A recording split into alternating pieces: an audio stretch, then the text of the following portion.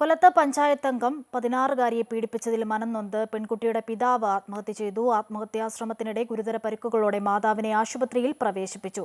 കേസിൽ കൊറ്റങ്കര ഗ്രാമപഞ്ചായത്ത് അംഗം TS മണിവർണ്ണനെ പോക്സോ വകുപ്പ് പ്രകാരം നേരത്തെ അറസ്റ്റ് ചെയ്തിരുന്നു.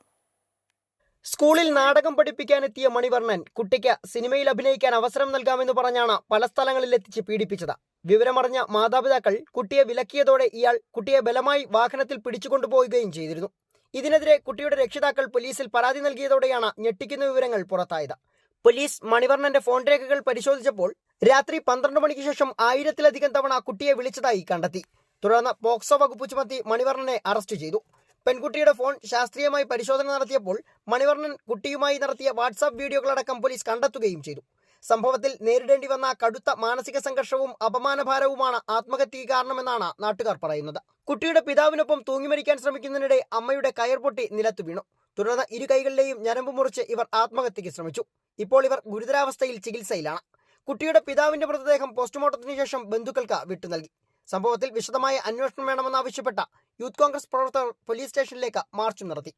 അമൃത ന്യൂസ്, കൊല്ലം.